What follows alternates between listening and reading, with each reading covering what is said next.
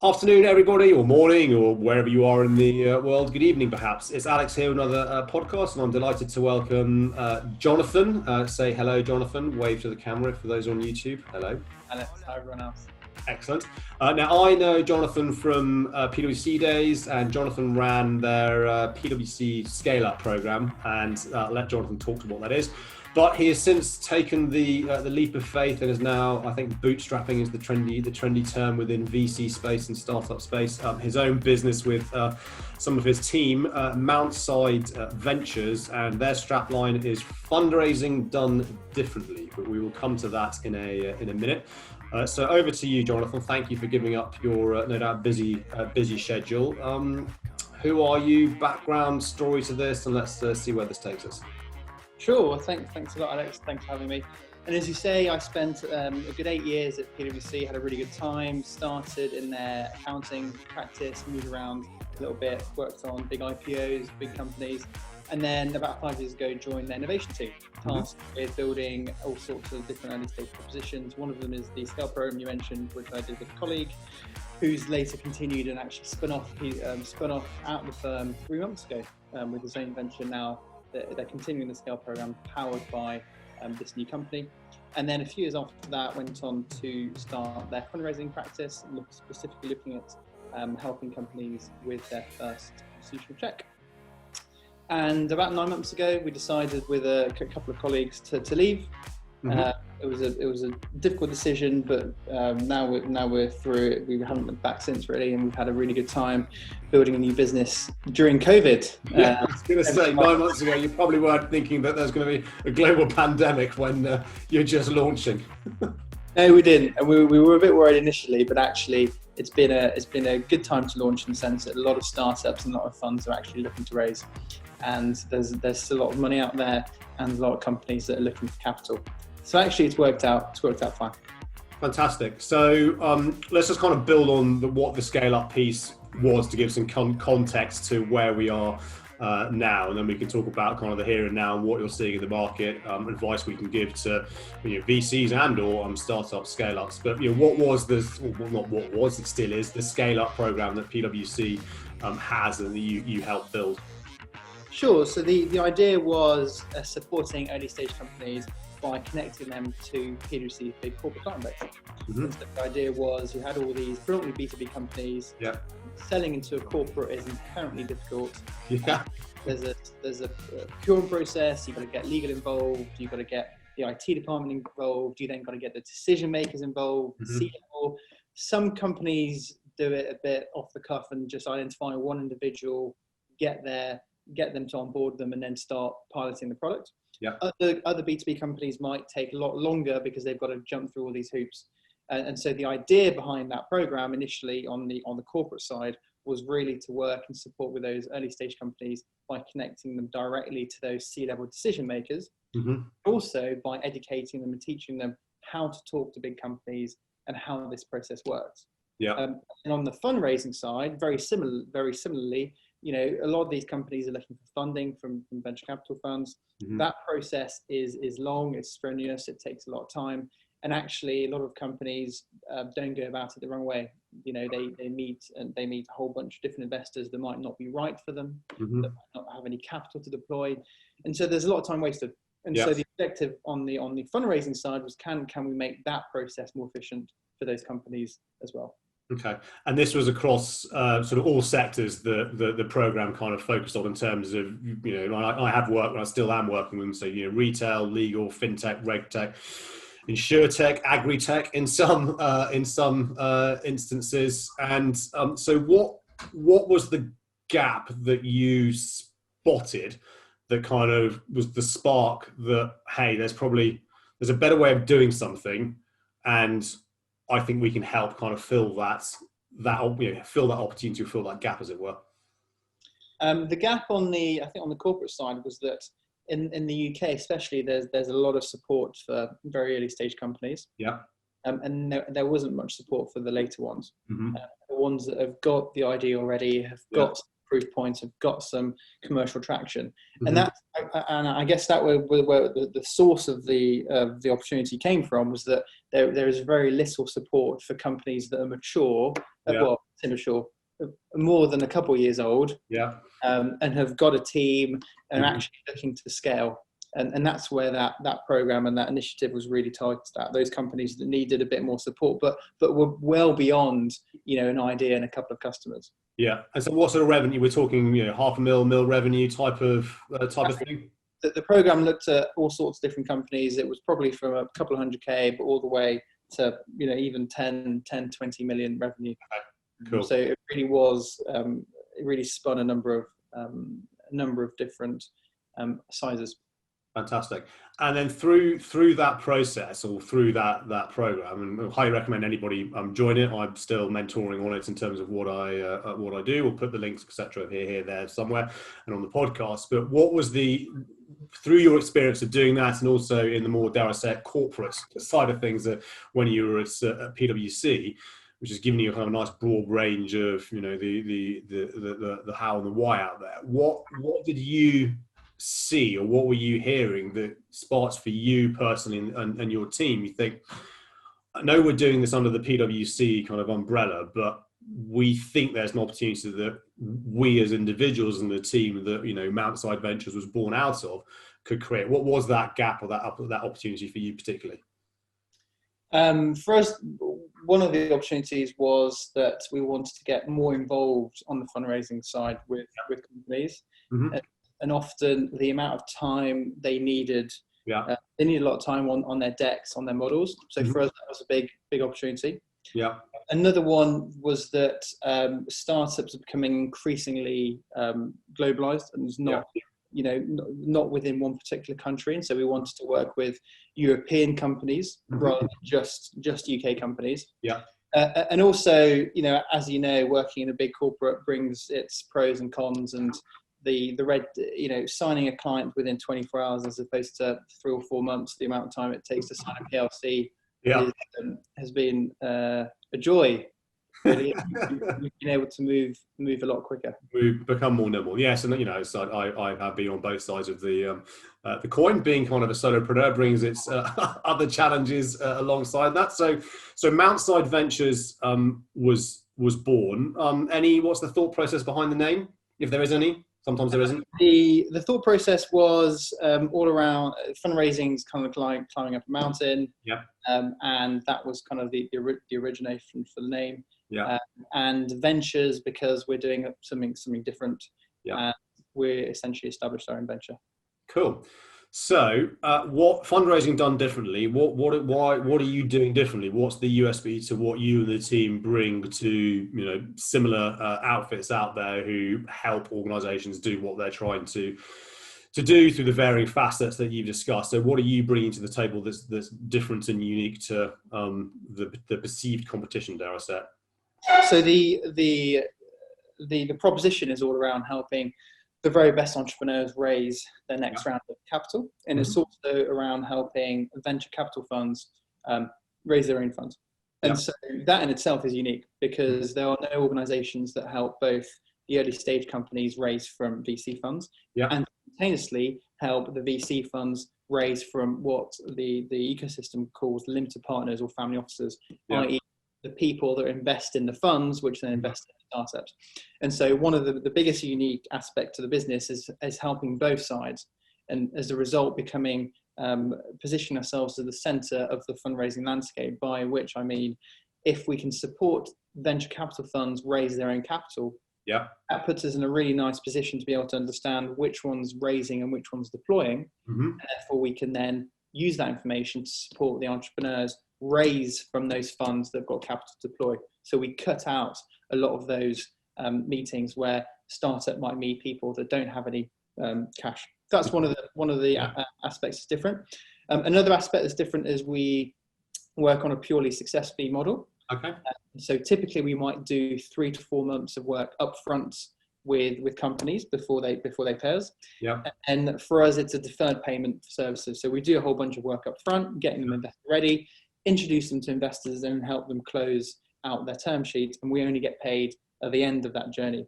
And so entrepreneurs quite like that, because the ones that don't have any money now, but that can value and that can leverage some of our experience from looking at hundreds of different term sheets and the investor network that we've built, can actually put themselves in their best foot forward. So I think those are probably the two biggest USPs that we talk about when we speak to companies. Awesome. So as you were talking around the first point and being the kind of that center point between both, VC and scale up startups. Forgive me for saying this, but you're the quasi Tinder of the VC world.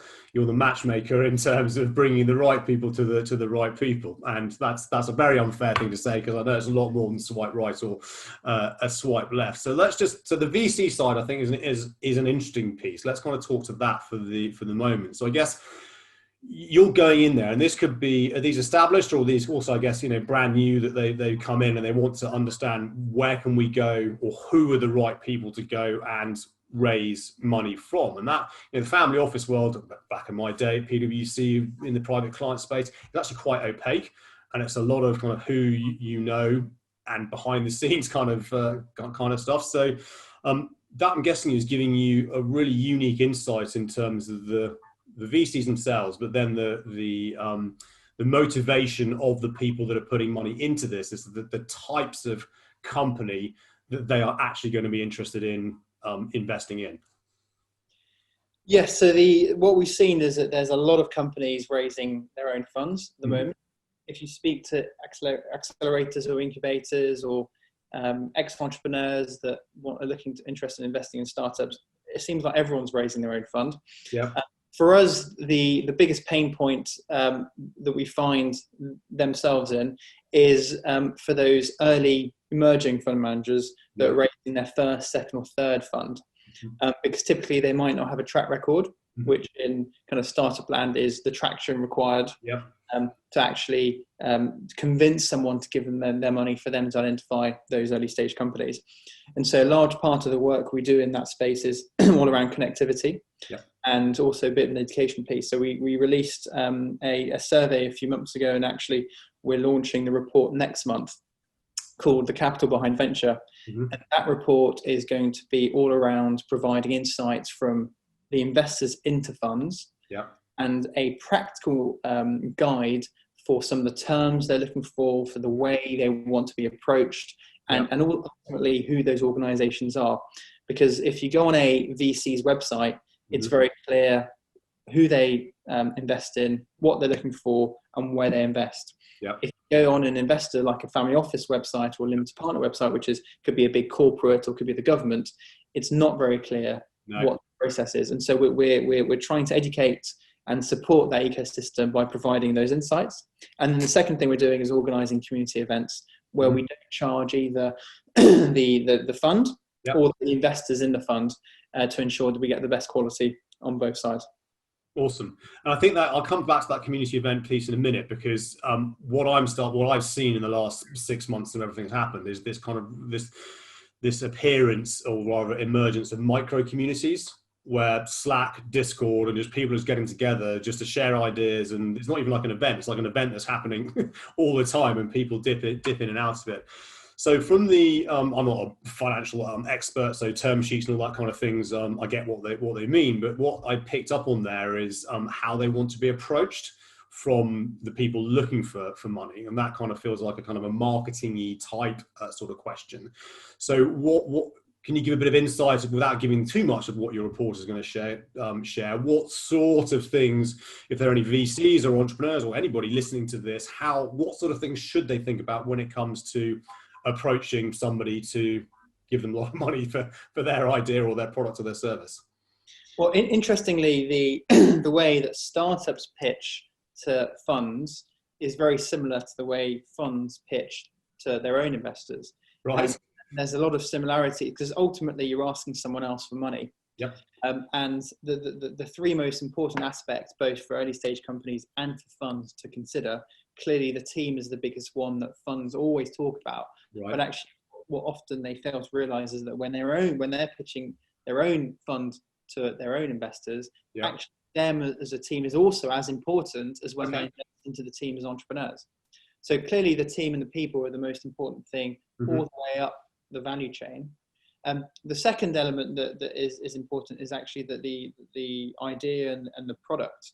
And the product for an entrepreneur, it might obviously be the goods, the services, or it might be the software, whatever they're selling.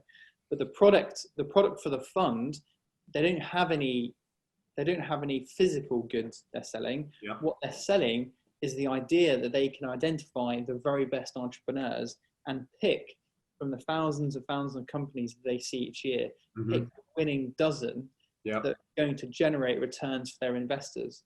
And so therefore what they're selling is the ability to pick the winners, the ability to see all the different companies that are raising, and also the ability to convince them to work with them. And I think a lot of the stuff that you're doing, Alex, personally around the sales and marketing, applies massively to these organizations, because the whole way of actually generating the best returns of the fund is essentially seeing as many companies as possible. And the way that you see as many companies as possible is to shout the loudest in the market and to run workshops, webinars, conferences, sponsor events, and to actually be out there and present your brand. Because the whole idea of what they're selling is effectively the brand. Whereas an entrepreneur, yes, sales and marketing is important, absolutely, especially if you're selling to a consumer, but not as important as a fund which lives off the fact that it gets really interesting companies and entrepreneurs coming their way. I think that's you learn something new every day, and that's why I enjoy doing this, and was really keen to get you on, because I hadn't even considered that concept of the fund is having to almost sell quasi futures to people with deep pockets, going, we're the best people to find the best bets that's going to give you a whatever X return. But there's no guarantee in anything. So that's a really hard concept to sell, because it is kind of a conceptual thing. So in terms of like presenting the team and ideas, and I don't know in terms, again, because the people they're talking to, they may not use social media, they may not, in terms of the entrepreneurs, the high net worth individuals and so on. So how do they go about kind of getting that message across before they've even necessarily got to this stage where they're having that ability to actually pitch? So what do they have to do kind of up front to actually get the person's attention in the first place? Because I imagine entrepreneurs get hundreds of people going, give us your cash, give us your cash, give us your cash. So what will they do to then make them stand out from everybody else who's kind of treading the normal path, as it were?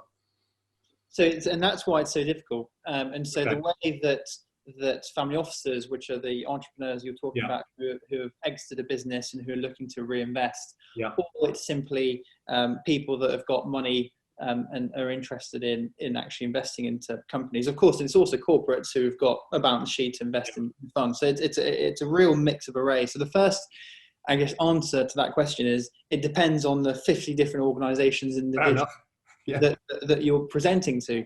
The ones that are very, for example, one of the big organizations that invest in funds is pension funds. And you're not gonna get investment if you send a cold email to a chief investment officer of a pension. You're not going to get an investment the next day. Whereas if you're a startup and you're an awesome company, and you just so happen to get lucky and cold email a fund and they can turn it around in 2 weeks, then great. But if you're a VC looking for a pension invest in you, it's a 2 to 3 year process. One of the insights of the report is you've got to meet, I think, between 5 and 10 times physically, and now COVID might have changed that, but 5 or 10 proper meetings rather than just 1 or 2, look at them in the eye and actually make a decision. So the whole process is very different. If you look at family office, for example, they're rarely on LinkedIn. They don't use social media, and the main reason is people with money typically don't want to hide for varying reasons. The way to connect with those individuals is typically through a referral of some kind, and that's about it. You might get lucky and you can spray and email hundreds of the time, and a couple might reply, but really the best way of getting is through an introduction, and that's what's so difficult. So actually, when we speak and advise the startups on when they're raising their fund, we tell them they've got it easy because it's bloody difficult. It takes them 6 to 9 months, but they've got it a hell of a lot easier than these first-time fund managers that have got to find people to invest in them. As you say, invest in the future ability to pick the best entrepreneurs.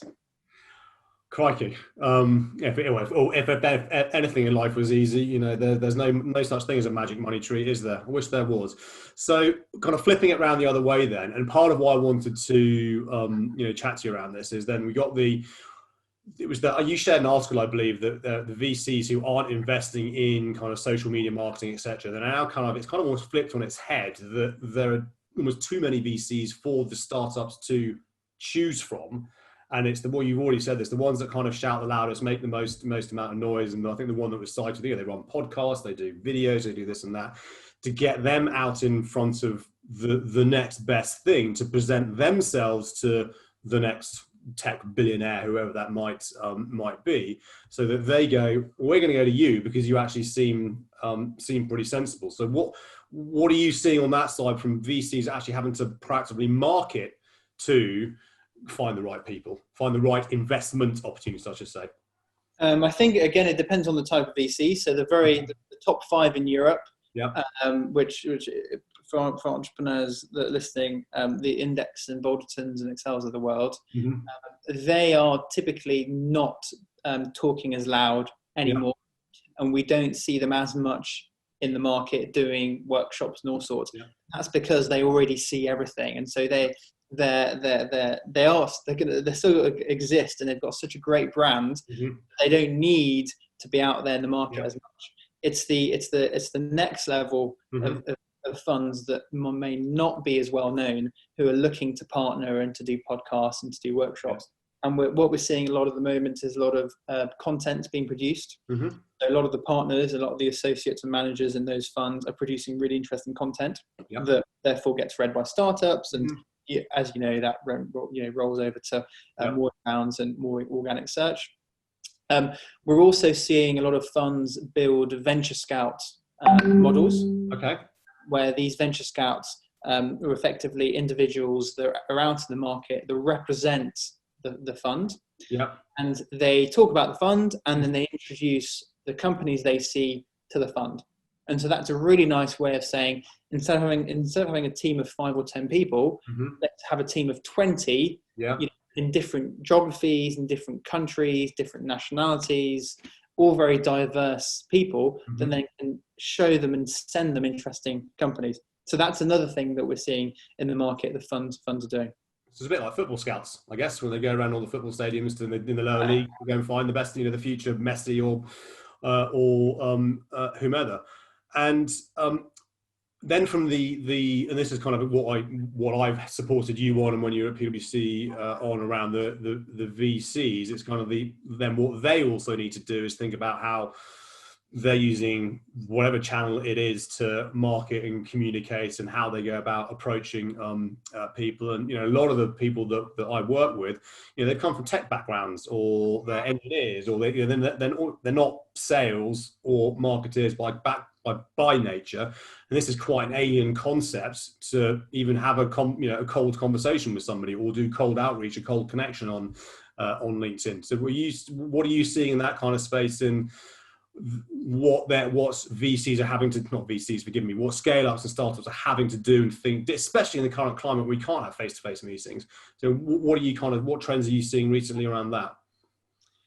So we're seeing a lot of cold inbound emails.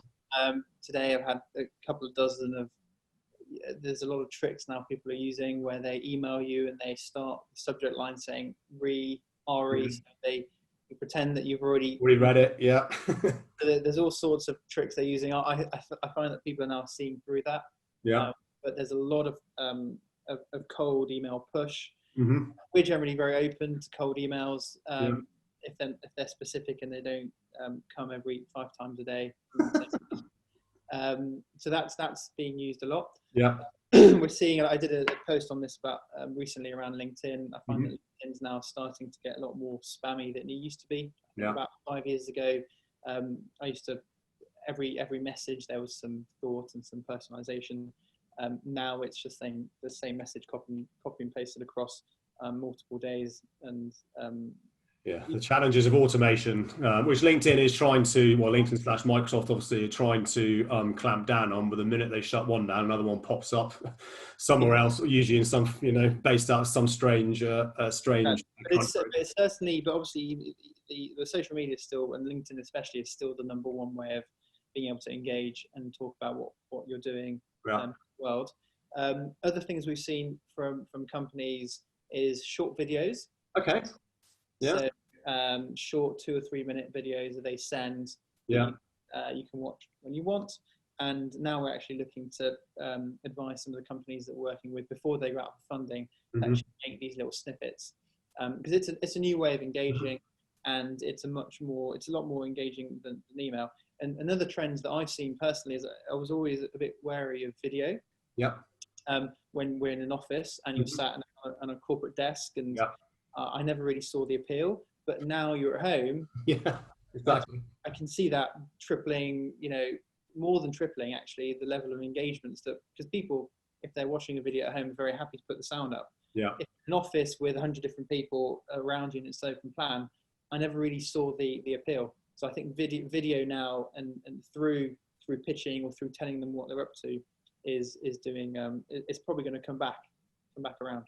I think you raise a really interesting point though. LinkedIn it's all over the place at the moment. They're rolling out some massive, huge updates because they've got a quarter market. And one of the things they're doing is within, and this is going to be interesting to see how marketeers leverage this. You can now use video in Messenger. You've been able to do that for a while. Leave a 60-second video note, but you had to be connected to the person. The next iteration of all of this is, again, you have to be connected, but you can now fire up a live video chat like we're doing right now through Zoom, through Teams, through what have you. There are products like Loom, which supports this kind of video outreach. And I'm in a few of these, as I said, touched on these micro communities, which kind of popped up within sales and marketers. And you kind of touching on this, it's interrupting people's normal pattern. And video, when done well, and video is no different to a cold email.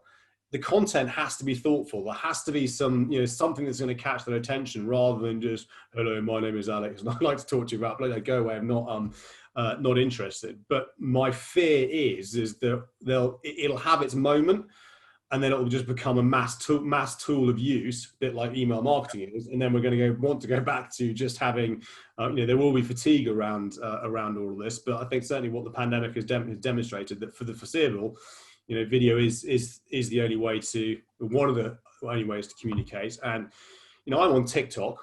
Irrespective of what you think about TikTok, you look at the next generation that are on there. Some of these young guys and girls, their video editing skills are insane. I mean, they're completely off the scale around what they can actually achieve on these smartphones. So, for some of these, it's going to be, I think, a huge business opportunity for them to support people to actually make their video more impactful and more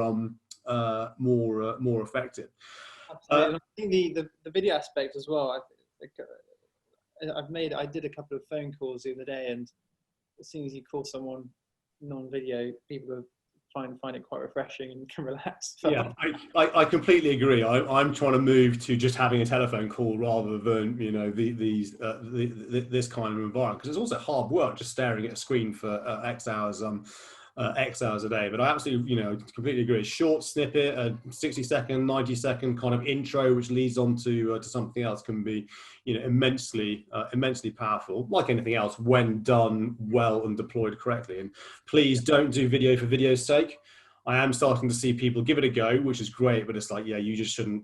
Don't do that again, please, because it's just not, you're just not a natural. And I get it, because it's it is uncomfortable. So just picking up. I mean, you've got to be brave for it. There's a lot of people that have come up on my news feed on the video, and I've had the same impression of you, but actually give them the kudos, because completely done it.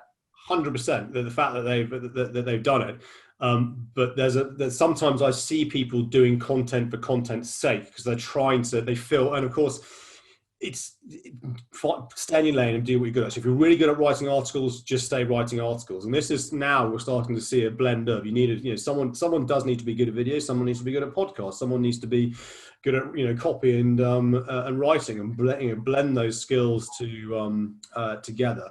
I just want to pick up on this concept of the micro communities, which I'm starting to see kind of burgeon within, certainly within sales and marketing. And I'm actually immersing myself in conversations around cold outreach, cold calling, cold email, because while certainly in our world it doesn't really work, there are definitely markets that it does work because some of the valuations of some of these tech companies that do this. But what's been fascinating is that they've been born out of kind of frustration. That LinkedIn's a great place to connect and to kind of have conversation, but it's a public platform. Its networking tool is crap.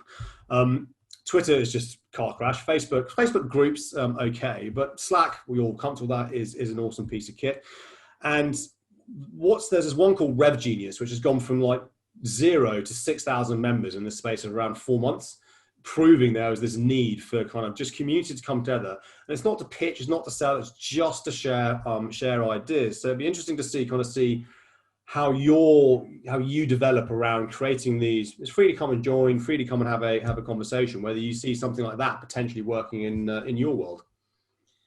I agree. Yeah, absolutely. I think that it's a bit like the next wave of marketplaces and the next wave of selling. You've got the eBays and the world, but actually now a lot of the VCs and a lot of startups, they're creating these micro places with specialists for X, specialists for Y. We're looking to work with a company that does chalets, rents chalets. Yeah. You can go on booking.com and do the same thing, but actually if you're looking for a specific area, you can go on a specific website and actually everything is catered for that. So it's similar to this in the sense, I think that's where the future's going. Yeah. In terms of communities in the venture space, there's a lot of Slack groups. We've got at least a dozen or so across different organizations, different individuals. There's a lot of groups on Telegram as well, which is essentially WhatsApp for VCs. Strangely, it's just all investors on there. Yeah.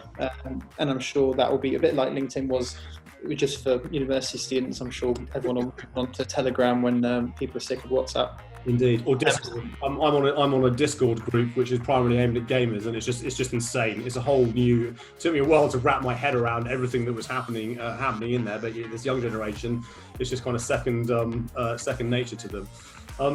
Awesome. Where can people find you if they are wanting to learn more about what you and the team do and how you can help them, either from the VC side or from the looking to find people to invest in them? Sure. So they can find us on Google on Mountside Ventures. We try to share a lot of resources on there. So if you're a startup, we've got a bunch of resources. If you're a VC, we're launching our report next month, and we're also going to be building out a lot of articles on supporting them raise on their next the next funds. Look out for that. Yeah. Otherwise, we do quite a lot of workshops on fundraising. We do 1 or 2 a week. We're big fans of producing a lot of content, a bit like what I was talking about with VCs on the importance of sales and marketing. We're doing that ourselves as well, because ultimately the more companies we see, the more we can pick the best ones, and ultimately help the best ones raise money. So we're doing a lot online, but that's probably the best way of engaging with us. And you can drop me an email on jonathan@mountsideventures.com.